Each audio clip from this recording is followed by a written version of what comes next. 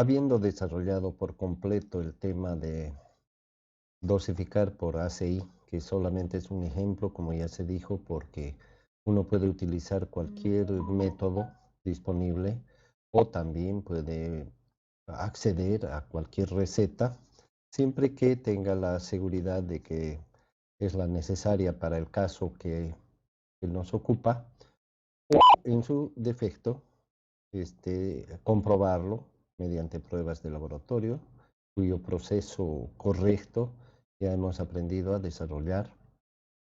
Y para complementar un poco, vamos a mencionar que obviamente, ya lo hemos dicho varias veces, hay muchas formas de dosificar, algunas conocidas, difundidas, quiero decir, como desde hace muchos años, pero al final de esta eh, sesión vamos a resumir, ¿sí? ¿Qué es lo que nos interesa definir cuando tratamos de alcanzar una receta? Vamos a ver los aspectos sobresalientes en los que finalmente podríamos decir todos los métodos se enfocan y también debería enfocarse nuestra atención. Eh, Este método simplificado está bautizado por mí, digamos. Yo no encuentro otra manera de llamarle después de que hemos pasado por todo lo que la ACI nos ha mostrado.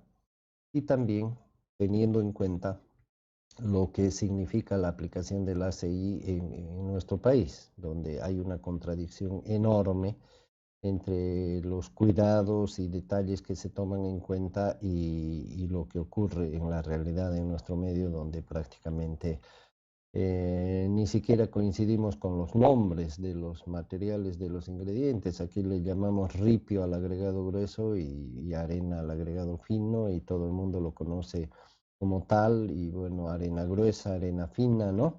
Tenemos una manera muy práctica de resolver este tipo de problemas y no hay ninguna regla que se tome en cuenta. Estoy hablando de la mayoría de los casos, obviamente hay excepciones, pero estamos en ello porque vamos a caer en una manera de decirlo, porque vamos a caer en este escenario como actores importantes y ojalá podamos poner nuestro granito de arena para mejorar estas perspectivas. Entonces, este método simplemente es una intención. Le volví a llamar método, no sé si cuadra con los demás, pero es una intención de adaptar lo que hemos visto en el ACI y algunas ideas a nuestro medio, ¿sí? Directamente aplicando los principios universales que todo el mundo conoce. Entonces, para ello me he permitido proponer, digamos, unas tablitas. La tabla número 1 que vemos acá, que contiene la información básica más común para algunos materiales que se suelen usar en Santa Cruz de la Sierra. En Santa Cruz de la Sierra se suele ocupar mayormente, no totalmente, pero mayormente los materiales que provienen del río Piraí. Y de múltiples ensayos y datos que se pueden obtener de él, se sabe que el peso específico seco más o menos ronda por acá y el porcentaje de absorción más o menos ronda por acá. Entonces yo los brindo estos datos como una referencia, que a nada son lo mejor, pero que obviamente si se quiere una mayor precisión hay que hacer los ensayos. Comentario de que estos datos son propiedades de los materiales, por lo tanto, este, ya que estamos hablando de materiales que provienen de una misma fuente, este, no es de esperar mucha variación. Con los años, sí, obviamente, porque las rocas difieren en sus propiedades y sus naturalezas de acuerdo a su origen y al tipo que tienen, pero obviamente para esto tienen que variar grandes volúmenes de material, ¿no? Entonces, para los fines que ya hemos mencionado de simplificar las cosas, eh, tratar de generalizar una buena práctica en la tecnología del hormigón. Entonces estos datos son útiles, ¿no? No son los mejores, pero son útiles. En cuanto al cemento, el peso específico universal que se considera es 3,15, pero debo confesarles hay muchísimos ensayos hechos localmente con los ensayos nacionales, no siempre se cumple este valor, ¿sí? Varía entre 3,13 hasta 3,11 algunas veces, 3,12, 3,13, 3,14, 3,15, 3,16, ¿no? No hay tanta variación hacia arriba, pero hacia abajo sí. Sin embargo, adoptamos el valor universal y los pesos unitarios que para la práctica física que hacemos aquí es suficientemente buenos datos. Por otro lado, esta otra información, la tabla número 2, que nos sugiere también algunos datos adaptados, ¿no es cierto?, en cuanto al hormigón fresco. Lo clasificamos el hormigón en tres: seco, blando y fluido, y dependerá de nosotros cuál de las características de consistencia adoptamos. Para mayor referencia, decimos que el seco es con un asentamiento menor a 5, el blando entre 5 a 10 centímetros y el fluido con un asentamiento mayor de 10. Y para ello sugerimos, no quiere decir que así sea, porque esto solo se comprueba físicamente, pero a cambio de la tabla número 2, esta yo la veo bastante más simple, ¿no es cierto? Donde para hormigones secos deberíamos elegir una cantidad de agua de 150 a 140, ¿no? Por ahí, kilogramos o litros por metro cúbico. Siempre nos vamos a manejar por metro cúbico. Y para hormigones fluidos, cantidades de agua mayores a 180. ¿Sí? Hasta cuando me refiero a estos datos de la forma que lo estoy haciendo, un poco bajándole la calidad a lo que ya hemos estado viendo, aún así siento que estamos por encima de lo que se suele hacer, porque de hecho en nuestro medio ni siquiera se mide el agua, entonces es algo bastante conflictivo, digamos. Acá tenemos una tabla número 3 que se refiere al hormigón endurecido, donde vamos a hablar de un hormigón con una resistencia muy buena, siempre hablando del medio, porque esta resistencia que yo digo fuerte o muy buena, en otros países es la normal, digamos, a la que se accede en los trabajos corrientes. Pero siendo realista, ¿no es cierto? Acá la llamo fuerte o muy buena. Buena, la que comúnmente se utiliza, y regular, la que se puede aplicar para obras menores sin mayores riesgos, ¿no? Y sus relaciones agua-cemento aproximadamente proporcionales, digamos, inversamente proporcionales, obviamente, que se podrían aplicar, ¿sí? Y la tabla número 4, que es la novedad aquí y que nos va a permitir resolver el problema de los agregados, porque hasta acá, si nos fijamos, la primera tabla solamente es informativa, la segunda tabla se refiere al hormigón fresco, la tercera al hormigón endurecido, y sabemos que en el hormigón fresco lo que gobierna principalmente, entre otros factores, es el agua, y aquí está el agua. Y en la etapa del hormigón endurecido también sabemos que lo que gobierna en gran medida es la relación agua-cemento. Entonces prácticamente tanto el agua como el cemento estarían resueltos ya con las dos tablas precedentes. Por lo tanto, nos faltaría resolver el tema de los agregados y esta tabla número 4 justamente nos sirve para eso. Esta tabla número 4 nace de los Estados Unidos, de una intención, digamos, de responder a una experiencia práctica, porque en la práctica se ve que el hormigón que tiene mayor contenido de arena, si bien es más dócil, de agregado fino, ¿no es cierto? Si bien es en relación al agregado grueso, si bien es más dócil, más manejable, más fácil de manejar en el estado fresco, pero también cuando se endurece este hormigón es más frágil. Elijo la palabra frágil para dar una referencia de más o menos a qué nos estamos refiriendo. Si yo tuviera imaginariamente dos tabletas del tamaño de un celular, digamos, y una hecha con mortero, con arena fina, y otra hecha con mortero, con arena gruesa, y las empiezo a golpear en una mesa sin esperar el resultado, solamente por percepción, por instinto, por sugestión, no sé. ¿Cuál creeríamos que se va a romper más fácilmente? ¿La que tiene granos gruesos o la que tiene granos finos? Yo creo que la mayoría responderíamos la que tiene granos finos. O sea, desde ahí, desde la percepción humana, ya se puede detectar de que los agregados gruesos cumplen, los granos gruesos cumplen un papel de trabar, de unir las partes finas de la pasta o del mortero, como quisiéramos llamarle. Lo mismo pasaría en el caso del hormigón. Entonces, esto se ha podido apreciar realmente en la práctica a través de los años al observar el comportamiento de los distintos hormigones. O sea que de alguna manera el contenido de agregado fino tiene influencia en la durabilidad del hormigón. De hecho, en el caso de los hormigones más expuestos, como por ejemplo son los pavimentos, porque los pavimentos ya sabemos que están a la intemperie, les da el sol, les da la lluvia, les da el viento, les da la nieve, en algunos casos granizo y qué sé yo. Y aparte que tienen un servicio en el cual constantemente las cargas están encima y son cargas móviles y son vehículos y además reciben un buen trato o un maltrato de los usuarios. Entonces el hormigón que está expuesto, si pudiéramos dar un ejemplo claro, es el pavimento. Y en el caso del pavimento es regla universal hoy en día en el mundo, ¿no? Regla mundial, digamos, es regla usar poco contenido de arena. O sea, la dosificación de un hormigón nunca debe tener mucha arena, porque esto lo hace más vulnerable a las condiciones en que trabaja.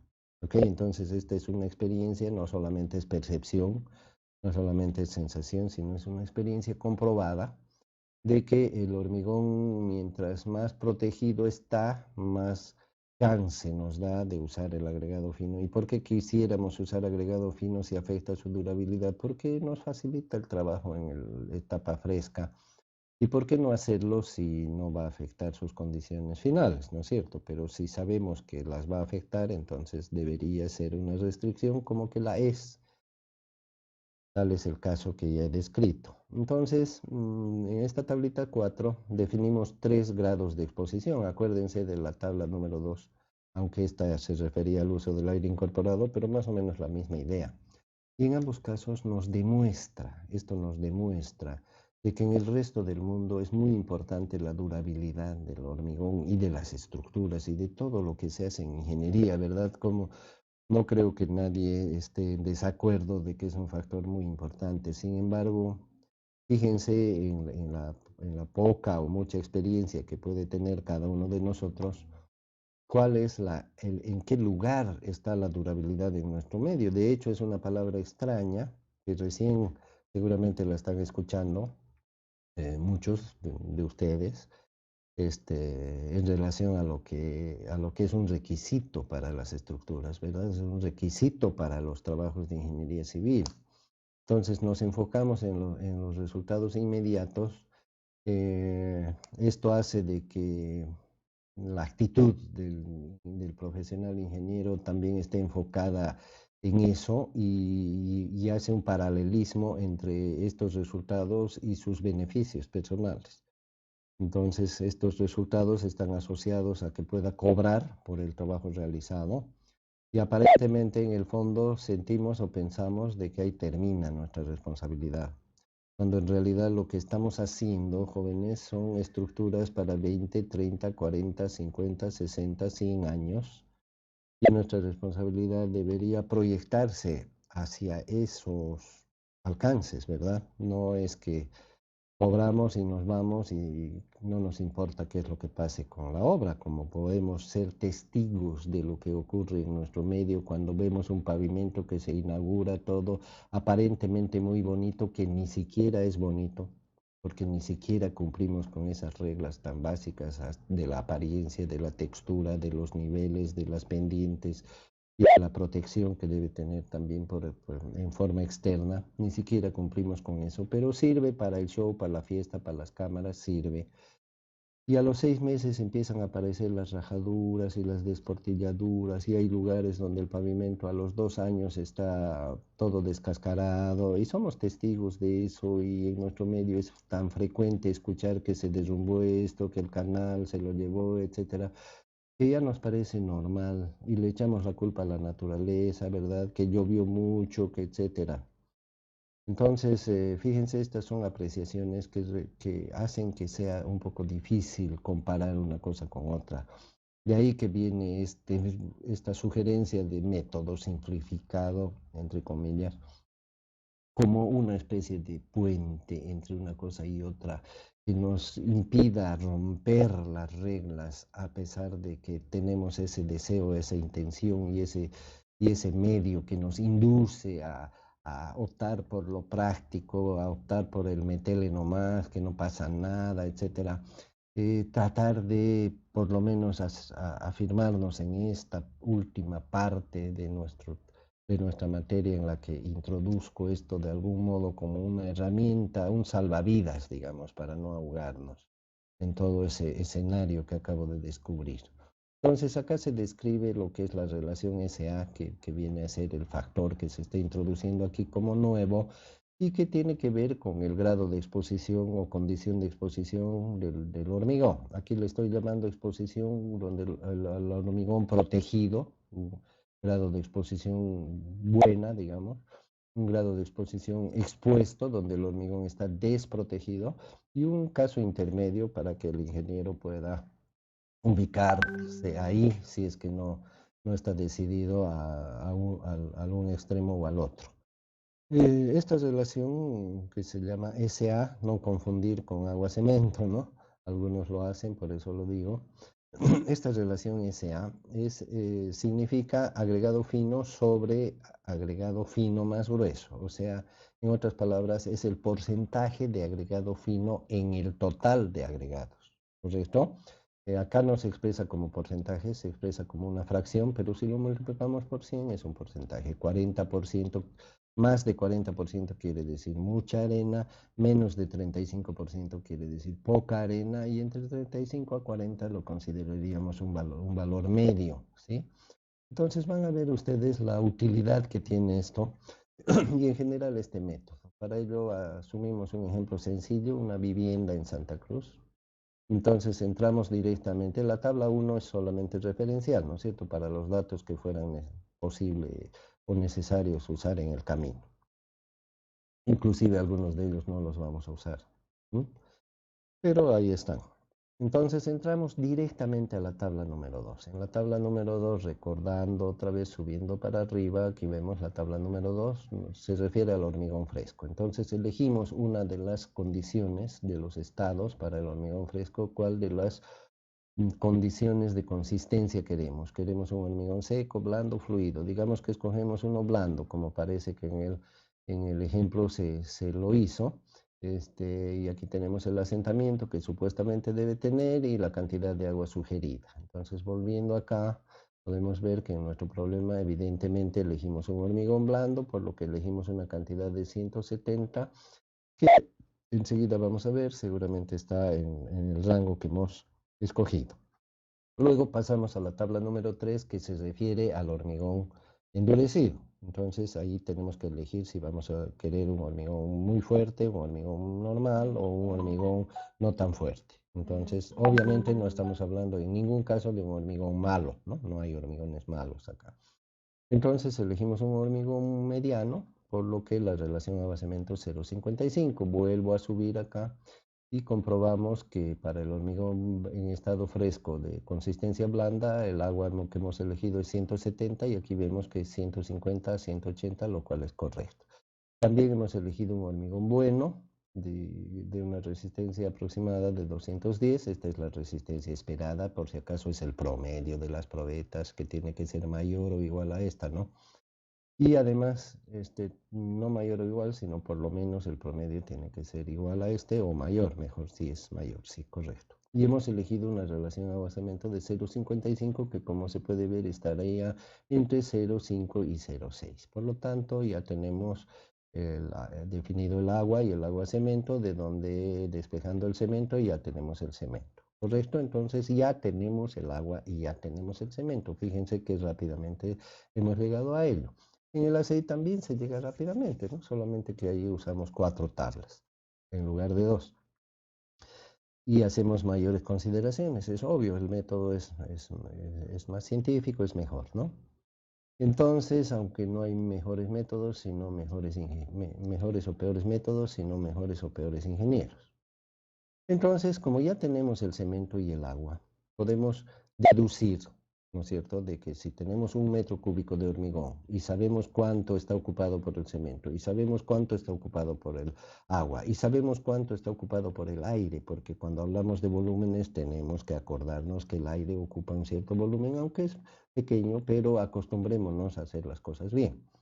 Entonces, el resto del volumen que no está ocupado por el cemento, el agua y el aire, así como hacíamos con el ACI, acuérdense, con el peso, al final en la tabla número 6 que encontrábamos el agregado fino por diferencia del peso unitario, aquí lo vamos a hacer por diferencia con el metro cúbico, lo cual inclusive es mejor que en el método ACI del cual estábamos hablando porque el volumen del hormigón de 1 metro cúbico es fijo y sabemos que 1 metro cúbico son 1000 litros y punto, no hay donde perderse.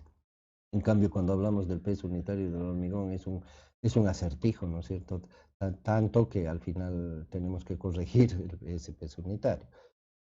Bien, entonces, asumiendo que el volumen de los agregados va a ser la diferencia entre 1 metro cúbico y el resto de los volúmenes, lo único que hacemos aquí es calcular esos volúmenes, ¿no es cierto? Tenemos 1 menos el volumen del cemento dividido entre su peso específico por 1000, más el volumen del agua dividido entre su peso específico por 1000, más 0,01, que sería que el aire que estamos considerando como 1%, que cuando no se usa aire incorporado siempre vamos a asumir un volumen de 1% para todos los hormigones.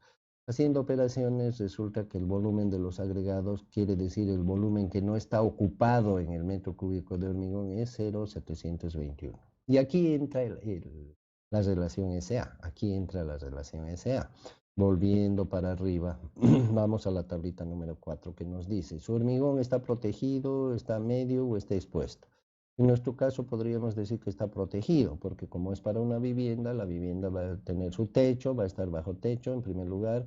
Si lo revocamos y lo pintamos el hormigón, además va a estar bien guardadito, no bien protegido, por lo tanto podríamos considerar que el porcentaje de arena sea mayor al 40%. Entonces, si es que es así, vamos a ver qué hemos hecho en el ejemplo en realidad. Entonces, aquí está aplicando la relación agua-cemento. Fíjense, se elige 0,43. 0,43. Hemos elegido un valor mayor a 0,40. ¿Por qué? Porque la condición del hormigón no los permite. No es muy recomendable ir más allá del 45% en arena, ¿no? Porque ya estamos excediéndonos, digamos, en nuestras pretensiones de docilidad. Entonces tenemos el volumen de los agregados disponible, volumen para los agregados, mejor dicho, disponible en el metro cúbico de hormigón, y sabemos que de ese volumen el 43% tiene que ser arena. Entonces multiplicamos ambos y este va a ser el volumen de arena, ¿no es cierto? Por lo tanto, el volumen de agregado grueso o de ripio, como lo ponemos aquí para estar más en armonía con la realidad local, entonces va a ser el volumen total disponible menos el volumen del agregado fino. Por lo tanto, aquí ya tenemos el volumen de arena y el volumen de agregado fino y de agregado grueso. Y lo bueno es que, jóvenes, estamos haciendo cuadrar el metro cúbico, ¿no es cierto? Porque estamos hallándolos por diferencia. Entonces, lo único que nos faltaría aquí es deducir estos volúmenes, cuánto de peso significan para completar nuestra dosificación, porque ya sabemos que nuestra dosificación tiene que expresarse en peso por metro cúbico de hormigón. Lo del metro cúbico ya está salvado y con más precisión que en el ACI que nos guiamos por el peso unitario del hormigón. Y tenemos que la arena significa 806 kilos y el ripio 1028 kilos. Fíjense que aquí medio que no cuadra la humedad, ¿no?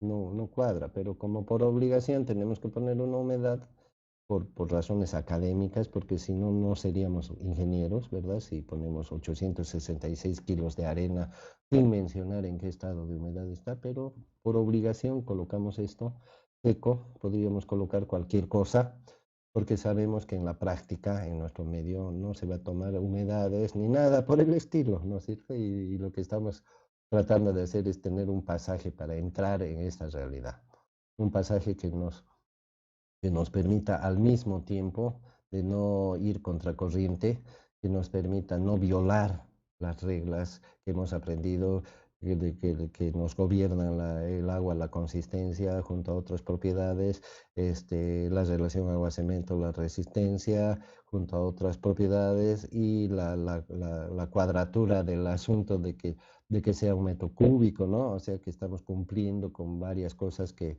ordinariamente no se cumplen en nuestro medio, de donde tenemos el resultado final de la receta buscada. En resumen, conclusiones, para optar por una manera rápida de dosificar. Definir el agua es el primer paso, ¿no? Definir el agua. En función del agua, definir la relación agua-cemento de donde se obtendremos el cemento. Y por diferencia, usando la relación SA, obtenemos los agregados. Fíjense que sencillo resulta el resumen que acabo de hacer.